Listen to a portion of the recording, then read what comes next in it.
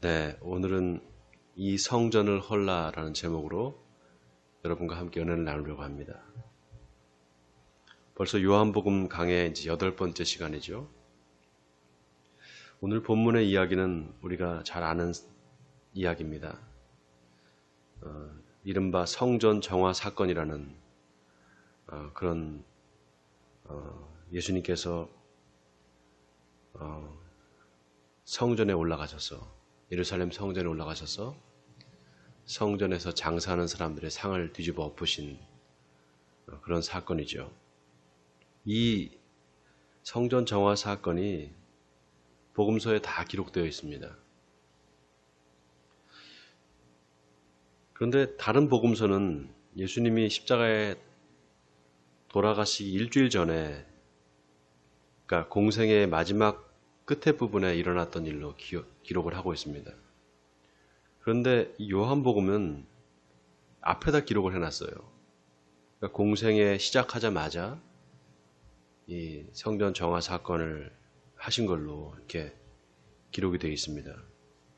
그러면 이게 어떻게 된 건가? 그러면 예수님이 성전을 2번 정화하셨다는 얘기인가? 성전에 가서 2번 이렇게 상을 엎으셨다는 얘기인가? 그렇게 보는 학자들도 있습니다. 그런데 그보다는 요한복음을 기록한 사도 요한이 이 사건을 아주 중요한 사건으로 보았고, 그래서 앞쪽에 기록했다라고 보는 학자들이 더 많습니다. 다시 말해서 성전 정화 사건이 예수님께서 왜 이 땅에 오셨는가, 그 이유를 아주 정확하게 드러내 보여주고 있다는 것입니다. 지난주에 혼인잔치의 표적이란 제목으로 설교를 했습니다. 물을 포도주로 만든 기적이 왜 기적이 아니라 표적인가?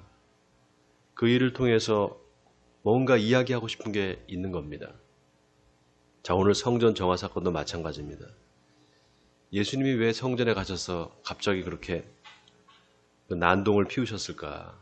뭔가 예수님께서 말씀하고 싶은 게 있었던 거죠. 그거를 우리가 깨달아야 됩니다. 자, 오늘 설교 제목이 뭡니까? 이 성전을 헐라, 이 성전을 헐라입니다. 예수님이 왜 십자가에 못 박혀 돌아가시게 됐을까? 바로 이 성전을 헐라, 이 말씀을 하셨기 때문입니다. 유대인들이 듣기에 이 말은 정말 하나님을 모독하는 말이었습니다. 그러니까 십자가에 못 박아 죽이라고 그렇게 유대인들이 다 외쳤던 거죠. 자, 그러면 예수님이 왜 이런 말을 하셨을까? 그냥 성전에 올라가셔서 너희들 이렇게 성전에서 장사를 하면 안 된다. 성전에서 이렇게 장사하면 안 된다 하고 성전을 나가라 이렇게 말씀하시고 또 상을 엎는 것까지만 하셔도 괜찮았을 텐데 왜 굳이 이렇게 너희가 이 성전을 헐어라 이런 말을 하셨을까? 그리고 또 성전을 헐라 그러면 내가 3일 만에 다시 성전을 일으키라 이런 말을 왜 하셨을까? 아마 예수님을 따르던 많은 유대인들이 예수님이 이 말씀을 하신 것을 들었을 때 아마 많이 예수님을 떠났을 거고 예수님으로부터 돌아서는 사람도 많았을 겁니다. 할 말이 있고 하지 말아야 될 말이 있는데 어떻게 저런 말을 할까? 하나님이 계시는 성전을 헐라니 아마 많이 화가 났을 겁니다. 그런데 한 가지 놀라운 게 다른 복음서에는 성전을 헐라 이런 말을 한 적이 없는 걸로 이제 이런 말이 없습니다. 예수님이 이런 말을 했다는 기록이 없어요. 근데 오직 요한복음에만 이 말이 나옵니다. 이건 요한복음이 쓰여진 시점이 언제인가를 알려주는 중요한 단서가 됩니다. 사도 요한이 요한복음을 기록한 때가 언제인가 하면은 AD 80년 정도가 됩니다. 기원 후 80년 정도가 돼요. 그때 예루살렘 성전은 이미 파괴되고 없을 때입니다. 왜냐하면 AD 70년에 로마의 티투스 장군이 예루살렘 성전을 무너뜨렸단 말이죠. 만약에 요한이 이거를 기록할 때 성전이 있었다면 이 말을 안 썼겠죠.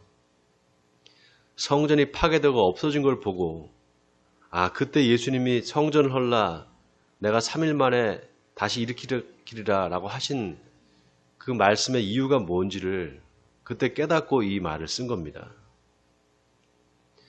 여러분, 우리가 어떤 고난을 당할 때 왜 그런 고난이 왔는지 그때 당시에는 모르는 경우가 많습니다. 그런데 나중에 지나고 나서 알게 되는 경우가 있어요. 이를테면은 지금 이 코로나 사태가 왜 이렇게 계속되고 끝이 나지 않을까? 왜 이렇게 장기화되는 것일까? 하나님의 뜻이 도대체 어디 있나? 지금은 모르지만 나중에 시간이 지나면 알게 됩니다. 그런데 그렇게 시간이 지나고 나서 아는 게 아니라 미리 아는 거, 그게 바로 지혜입니다. 왜 하나님께서 이런 고난을 우리에게 허락하시는가? 미리 깨달아 아는 거, 그게 바로 지혜예요. 노아의 때 40일 동안 계속해서 비가 와서 모든 게 다 쓸려 나가는데 사람들은 그게 하나님의 심판인 줄 몰랐습니다. 지금도 마찬가지입니다. 코로나 때문에 교회에서 예배를 드리지 못하는 상황이 계속되고 있습니다. 벌써 9개월째 접어들었어요. 근데 이게 언제 끝날지 아무도 모릅니다. 급기야 정부에서 이제 교회에서 예배를 드리지 말아라. 예배 금지 명령을 내렸습니다. 그러니까 또 왜 교회에서 예배를 드리지 못하게 하느냐? 종교의 자유가 있는데 정부와 교계가 서로 갈등이 있습니다. 얼마 전에 대통령이 교계 목사님들을 불러서 이제 대화를 했잖아요. 그 자리에서 어떤 한 목사님이 예배가 목숨보다 중요하다. 그런 예배를 대통령이 예배를 드리지 말라 이렇게 할 수 없다. 그런 말을 했어요. 자, 여러분에게 묻겠습니다. 여러분한테 정말 이 예배가 목숨보다 중요합니까? 목숨을 걸 만큼 예배가 중요할까요?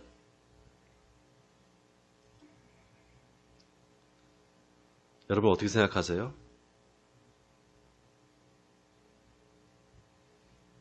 목사님 생명이 중요하죠. 목숨이 중요하죠. 예배는 나중에라도 드리면 되지. 사람이 죽으면 어떻게 예배를 드립니까? 그렇게 생각이 드십니까?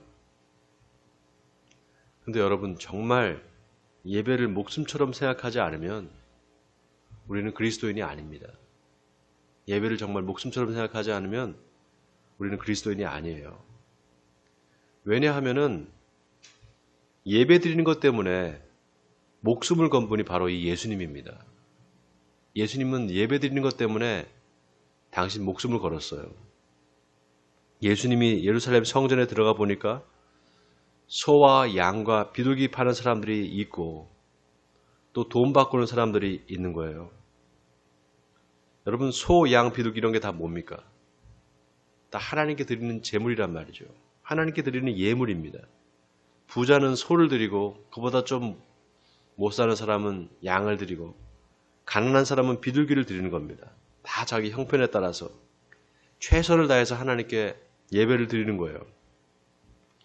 그런데 문제는 뭐냐?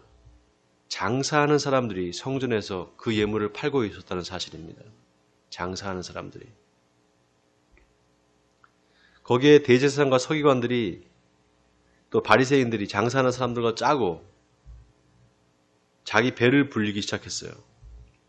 예를 들면은 집에서 양을 데리고 예루살렘 성전으로 와서 하나님께 이제 번제로 바치려고 제사장 앞에 그 제물을 가져오면 제사장이 보면서 이런저런 트집을 잡아서 이거는 문제가 있으니까 못 받겠다. 다시 가져가라 이렇게 말하는 겁니다. 그러면 다시 집에까지 그 양을 데리고 갔다가 또 다른 양을 데리고 와야 되잖아요. 그러니까 어떻게 됩니까? 방법이 없단 말이죠. 예배를 드릴 수가 없고 하나님께 제물을 드릴 수가 없단 말이죠. 그때 제사장이 내가 지정한 곳에 사라. 거기 파는 데가 있으니까 가서 사라 이렇게 말하는 겁니다. 그러면 자기가 데리고 온 그 양을 헐값에 팔 수밖에 없어요. 그리고 또 비싼 값에 다른 양을 사는 겁니다. 그렇게 제사장과 바리새인들이 장사하는 사람들과 짜고 자기 배를 불렸어요. 그러니까 어떻게 됩니까? 예루살렘 성전 안에 장사하는 사람들이 득식을 하는 겁니다. 그걸 본 예수님이 화가 나셔서 노끈으로 채찍을 만들어서 양과 소를 다 성전에서 내쫓으시고 돈 바꾸는 사람들의 돈을 쏟아버리고 상을 엎어버리셨습니다. 그리고 뭐라고 하시는가? 내 아버지의 집으로 장사하는 집을 만들지 말라 이렇게 말씀하셨어요. 자, 이 말씀이 어디 나오는가? 제자들이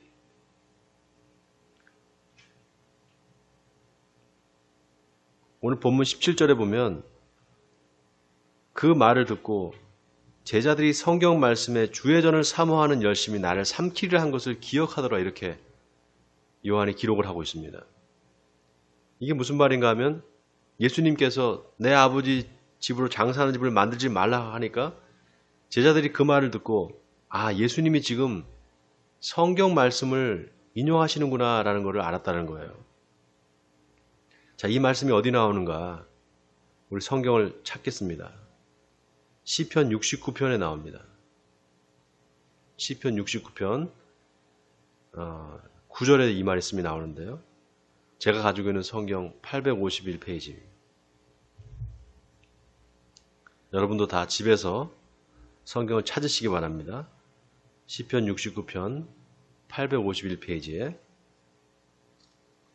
자, 69편 7절부터 9절까지 우리 같이 읽겠습니다. 7절부터 9절 시작. 내가 주를 위하여 비방을 받았사오니 수치가 나의 얼굴에 덮였나이다. 내가 나의 형제에게는 객이 되고 나의 어머니의 자녀에게는 낯선 사람이 되었나이다. 주의 집을 위하는 열심이 나를 삼키고 주를 비방하는 비방이 내게 미쳤나이다. 자, 여기 8절을 보세요. 내 형제에게 내가 객이 되고 어머니의 자녀에게는 낯선 사람이 되었다. 여러분이 시편 69편은 다윗이 쓴 시편입니다. 다윗이 하나님을 향한 열심이 너무 지나치다 보니까 사람들로부터 미움을 받는 거예요. 너무 지나치다 보니까 심지어 가족들까지도 자기를 낯선 사람으로 여겼다 이렇게 나와 있습니다. 자, 그런데 놀라운 게 제자들이 예수님이 하시는 말씀을 듣고 시편에 나오는 이 말씀을 예수님이 인용하시는구나 라고 생각했다는 거예요. 자, 그런데 잘 보세요. 그런데 그 말을 그러니까 아버지 집으로 장사하는 집을 만들지 말라 이 말을 듣고 유대인들은 뭐라고 말을 하는가 하면은 네가 이 일을 행하니 무슨 표적을 우리에게 보이겠느냐 이렇게 말합니다. 똑같은 말을 듣고 제자들은 아, 예수님께서 지금 다윗이 한 그 시편의 그 얘기를 인용해서 말씀하시는구나 이렇게 생각하는 반면에 유대인들은 네가 이런 일을 행하니 네가 이렇게 막 성전에서 사람들을 내쫓고 상을 얻고 이런 걸 행하니 우리에게 뭘 표적을 보일 거냐 표적을 보여봐라 이렇게 말하는 거예요. 자, 여기 여러분 보세요. 기적을 보여달라고 하지 않고 표적을 보여달라고 그랬습니다. 유대인들이. 이 말은 네가 메시아라는 표적을 보여달라 이 말입니다. 네가 메시아라는 표적을 우리에게 보여봐라 이 뜻이에요. 여러분 지난 시간에 예수님이 가나 혼인잔치에서 물을 포도주로 만드셨잖아요. 그런데 사람들이 그 포도주를 마시면서 그게 어디서 났는지 몰랐습니다. 누구만 알았습니까? 예수님이 시키는 대로 물을 떠온 하인들만 알았어요. 자, 그리고 성경이 뭐라고 기록하는가 하면 예수께서 이 첫 표적을 갈릴리 가나에서 행하여 그의 영광을 나타내심에 제자들이 그를 믿으니라 이렇게 말했습니다. 자, 이건 뭡니까? 제자들이 왜 예수님을 믿게 되느냐? 표적을 보고 믿었다는 거예요. 제자들도 표적을 보지 않았으면 믿었을까요? 표적을 보지 않았으면 믿었을까요? 안 믿었을까요? 안 믿었을 거예요. 자, 그러면 오늘 본문에서 유대인들이 표적을 보여달라고 할 때 어떤 걸 기대하고 이런 말을 했을까? 여러분 이게 중요합니다. 여러분 예루살렘 성전에서 제일 힘 있는 사람이 누굴까요? 예루살렘 성전에서 제일 힘 있는 사람이 누구겠습니까? 대제사장이죠. 그런데 그 대제사장의 허락하에 지금 다 장사를 하고 있는 거예요. 그런데 네가 뭔데 와서 장사를 하지 말라고 상을 얻고 이러느냐. 그거 못하게 하려면은 네가 제사장보다 더 큰 사람이냐, 네가 더 힘 있는 사람이냐, 그러면 네 힘을 한번 보여줘봐라, 이 뜻입니다. 자, 문제는 뭡니까? 힘이죠, 힘. 힘을 보여달라는 거예요. 자, 이게 중요합니다, 여러분. 여러분, 기독교는 힘을 추구하는 종교가 아니에요. 힘을 추구하는 종교가 아닙니다. 오히려 그 반대입니다. 힘을 빼야 돼요. 힘으로 하면 다 될 거를 그렇게 안 하는 겁니다. 못하는 게 아니라 그렇게 안 하는 거예요. 그게 바로 기독교입니다. 여기에 우리 성도들의 고민이 있어요. 우리가 돈의 힘을 다 잘 압니다. 돈이면은 안 되는 게 없어요. 사람들이 왜 돈을 그렇게 악착같이 벌려고 그럴까요? 돈이 곧 힘이기 때문에 그렇습니다. 그런데 우리 예수 믿는 사람들은 그 힘을 추구하는 사람들이 아닙니다. 돈의 힘을 추구하는 사람들이 아니에요. 여러분, 만약에 예수님이 오병이의 기적을 일으키지 않았다면, 물을 포도주로 만들지 않았다면 사람들이 예수님을 믿었을까요? 믿었을까요? 아닐 겁니다. 다시 말하면 힘이 있으니까 믿는 거 아니냐. 힘이 있으니까 믿는 거지. 여러분, 하나님은 전능하신 분이신 거 이거 믿으시죠? 하나님은 전능하신 분이십니다. 하나님은 홍해 바다를 가르셔서 그 200만인 가까이 되는 이스라엘 민족을 그 홍해의 바다를 갈라서 다 지나가게 하셨습니다. 또 요단강을 멈추게 하셨어요. 그리고 하늘에서 만나와 메추라기를 내리시는 분입니다. 하나님은 힘이 있습니다. 자, 그런데 그렇게 하나님이 힘이 있고 뭐든지 안 되는 게 없는 분이라서 믿는 거냐, 우리가? 그거는 여러분, 하나님을 믿는 게 아니라 힘을 믿는 겁니다. 아니, 목사님, 그건 좀 그런데요? 어떻게 분리해서 생각할 수 있죠, 이거를? 하나님이 힘이 있으신 분이고 힘이 곧 하나님이라면 그거 어떻게 분리해서 생각할 수 있습니까? 여러분, 아닙니다. 분리해서 생각할 수 있어야 비로소 온전한 신앙이 됩니다. 자, 보세요. 표적을 보여달라고 할 때 예수님이 뭐라고 하셨습니까? 너희가 이 성전을 헐라. 내가 사흘 동안에 일으키리라, 이렇게 말씀하셨어요. 여러분, 예루살렘 성전은 거대한 종교적 힘의 상징입니다. 유대교라는 그 종교가 가지고 있는 힘, 거기에는 하나님의 전능하심이 포함되겠죠. 그 힘을 상징하는 거였어요. 그래서 예루살렘 성전은 유대인들한테 큰 자랑이었습니다. 그리고 하나님의 절대적인 힘을 상징하는 거였어요. 그래서 예수님이 이 말씀을 하실 때 유대인들이 뭐라고 하는가 하면 20절에 보세요. 유대인들이 이르되 이 성전은 46년 동안의 지었건을 네가 3일 동안에 일으키겠느냐 하더라. 46년 동안 돌로 지은 웅장한 석조 건물을 여러분 한번 상상해 보시기 바랍니다. 돌로 만들었어요. 예루살렘 성전은. 돌 하나가 여러분 가서 보면은 집채만 합니다, 진짜. 그 성전 벽 하나만 남아있는데 그 벽 높이도 엄청나게 높아요. 성전 벽 하나가. 그러니까 예루살렘 성전은 하나님의 절대적인 힘을 상징해요. 성전에 가면 그 엄청난 힘에 압도되는 겁니다. 자, 그런데 너희가 이 성전을 허물라. 내가 사흘 만에 다시 일으키리라. 유대인들이 볼 때 예수님은 정신 나간 사람이에요.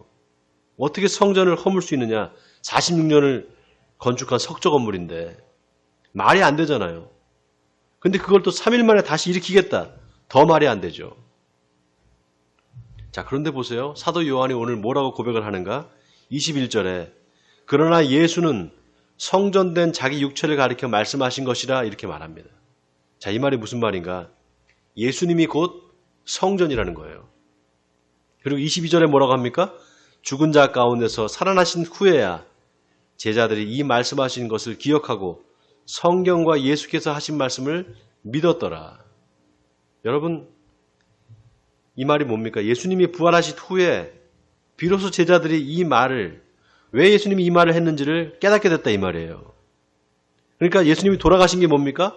그 성전이 허물어진 거고 3일 만에 다시 살아나신 거, 부활하신 게 무너진 성전이 3일 만에 다시 세워진 거다 이 말이에요. 그렇죠? 자, 처음에 제가 사도 요한이 이 본문을 쓸 때, 오늘 요한복음 이 본문을 쓸 때 예루살렘 성전이 파괴되고 없었다고 말씀드렸죠. 그러니까 성전이 없어지고 나니까 그제서야, 성전이 이제 사라지고 나니까 그제서야 예수님이 왜 그 말을 하셨는가 생각났다는 거예요. 자, 여기서 우리가 질문이 나와야 됩니다. 왜 하나님이 이 예루살렘 성전, 하나님이 계시는 이 성전을 좀 보호해 주시지, 왜 다 허물어지게 하셨을까요? 지금으로 말하면 교회가 다 불타고 다 없어지고 무너지고 박살나는 것을 하나님이 왜 가만두셨냐는 겁니다. 왜 가만히 내버려 두셨을까요? 하나님의 집인데, 거기 와서 사람들이 다 기도하고 하는데. 복음서에 보면은 예수님의 제자들이 예수님하고 같이 성전에서 나오면서 성전을 향해서 손을 이렇게 뻗으면서 선생님, 예수 선생님, 저 건물을 좀 보세요. 정말 대단하지 않습니까? 저 하나님의 성전 대단하지 않습니까? 이렇게 말해요. 그때 예수님이 너희가 이 성전을 보느냐? 돌 위에 돌 하나도 남기지 않고 다 무너지리라 이렇게 말씀하셨어요. 이걸 보면 마치 예수님이 성전이 무너지라고 저주를 한 것 같이 그렇게 보입니다. 왜 그러셨을까요? 이 성전을 허물라 내가 사흘 만에 다시 일으키리라 이 말을 안 했으면은 십자가에 달려 죽을 일도 없는데 왜 굳이 이렇게 자극적인 말을 하셨을까? 왜 그럴까요, 여러분? 무너지지 않으면 안 되기 때문에 그렇습니다. 반드시 무너져야 된다. 무너지지 않으면 안 되기 때문에 그렇게 말씀하신 거예요. 왜냐? 성전이 더 이상 성전이 아니라 그 사람들에게 우상이 되어버렸기 때문에 그렇습니다. 성전이 성전이 아니라 우상이 되어버렸기 때문에 무너져야 되는 거예요. 어떤 분은 개척교회 가면은 자꾸 헌금하라 그래서 자기는 개척교회 못 다니겠다. 큰 교회 가야 되겠다. 이렇게 말하는 사람이 있습니다. 큰 교회 가면 헌금 안 해도 되니까. 헌금하라 말라 그렇게 말하는 사람이 없으니까 그렇게 간다는 거예요. 여러분, 그 사람 마음에는 하나님보다 돈이 먼저인 겁니다. 또 어떤 사람은 큰 교회에 가면 여러 편의시설이 있어서 그래서 간다는 거예요. 교회에 가면 카페도 있고 애들 놀이터도 있고 심지어 헬스클럽도 있고 그렇게 시설 좋은데 이왕이면은 거기 가서 좋은 환경에서 예배 드리고 싶겠죠. 좀 교제도 나누고 싶고 그래서 그런 시설이 없는 조그만 교회는 가기 싫다는 거예요. 좋습니다. 자, 그러면은 그런 편의시설이 없으면은 예배를 못 드리는가? 꼭 시설이 잘 갖춰져야만 예배를 드릴 수 있느냐? 만약에 정말 그렇다면 그 사람한테 교회가 또 역시 우상인 겁니다. 여러분, 교회가 우상이 될 수 있다 이런 생각 해보셨어요? 교회가 우상이 될 수 있다 이런 생각 해보셨습니까? 몇 년 전에 서울에 있는 어떤 한 유명한 교회, 아주 큰 대형 교회에 담임 목사님이 아들한테 목사직을 세습을 해서 문제가 됐어요. 그래서 TV에 MBC PD수첩인가요? 거기 나온 적이 있습니다. 그때 이제 그 교회 앞에서 그 장로 교단에 조그만 개척교회 목사님들이 그 앞에서 이제 시위를 하는 거예요. 피켓을 들고. 세습 반대한다 이렇게 시위를 하는데 그 교회에서 어떤 교회 다니시는 집사님 있는 것 같아요. 어떤 여자 집사님인데 나와서 뭐라고 하는지 아세요? 당신들이 뭔데 남의 교회에서 와가지고 이렇게 이래라 저래라 하는 거야? 당신들 10만 명 전도할 수 있어? 10만 명? 전도도 못하는 것들이. 이렇게 말하는 것을 제가 TV에서 봤어요. 제가 충격을 받았습니다. 그리고 카메라가 뒤에 그 교회를 비춰주는 거예요, 이렇게. 근데 교회가 뭐 어마어마해요. 수백억, 수천억을 들여서 교회를 건축한 겁니다. 그 여자 집사님한테 그 교회 건물이 자기 믿음의 대상인 겁니다.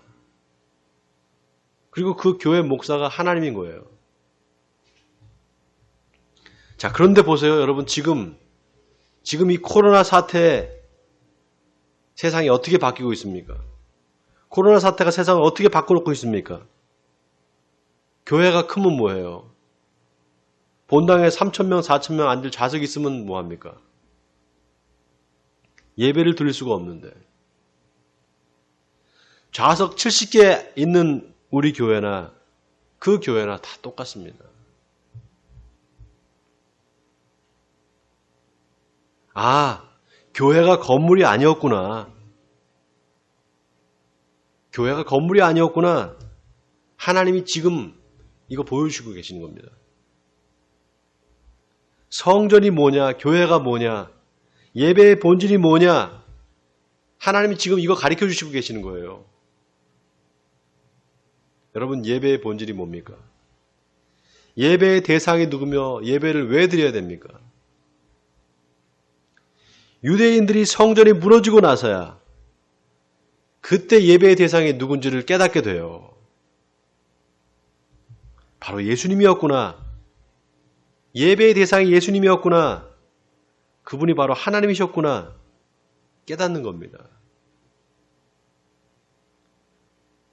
지금 코로나 사태로 다 교회가 문을 닫고 이제 교회 건물이 있으나 마나해지고 나니까 좀 심하게 말해서 교회가 다 허물어지고 나서야 이제 깨닫는 거예요. 아, 그동안 내가 뭘 믿었나?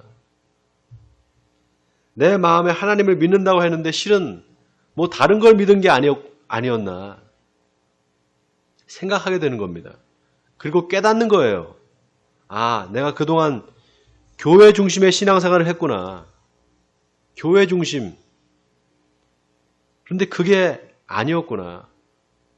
예수 그리스도가 중심이 돼야 되는구나. 이거 깨닫는 겁니다. 자, 그래서 오늘 우리가 읽지는 않았지만 사도 요한이 아주 의미심장한 말을 해요. 자, 오늘 본문 23절을 보세요. 23절에 6월절에 예수께서 예루살렘에 계시니 많은 사람이 그의 행하시는 표적을 보고 그의 이름을 믿었으나, 자, 그 다음 24절과 25절을 우리 같이 읽겠습니다. 24절 25절 시작. 예수는 그의 몸을 그들에게 의탁하지 아니하셨으니 이는 친히 모든 사람을 아시며 또 사람에 대하여 누구의 증언도 받으실 필요가 없었으니 이는 그가 친히 사람의 속에 있는 것을 아심이니라. 여러분, 이 말씀이 얼마나 의미심장한 말인지 모릅니다.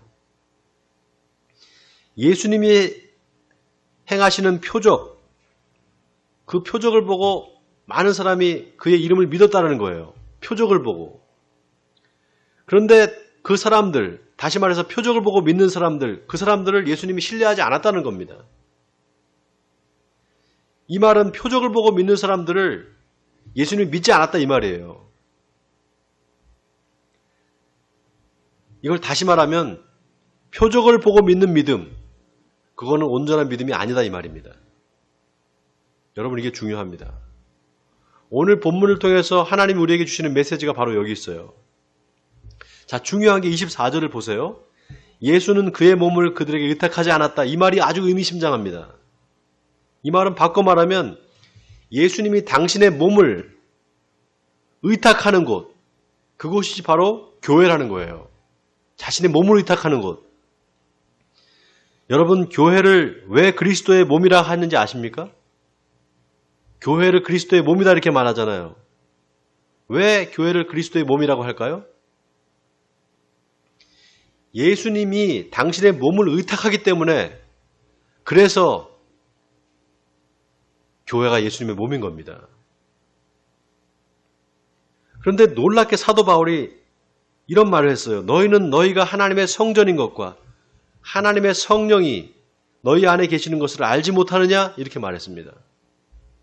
바로 우리 몸이 하나님의 성전이라는 거예요. 교회라는 겁니다. 이 말은 다시 말해서 예수님과 우리가 한 몸으로 연결되어 있다 이 말입니다.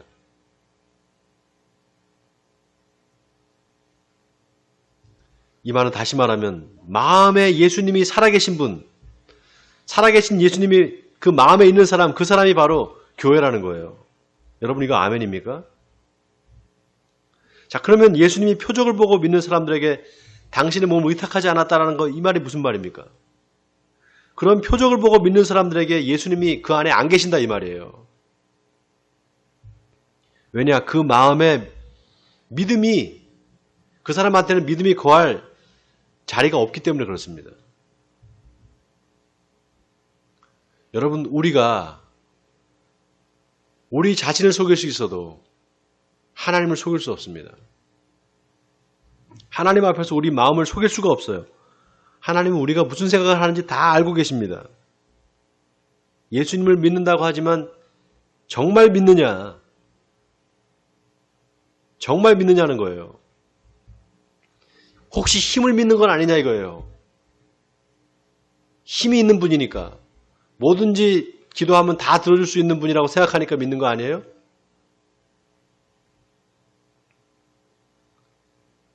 아니면은 내가 내 마음에 어떤 표적을 바라고 믿는 건 아닙니까? 여러분, 그런 믿음이라면 온전한 믿음이 아닙니다.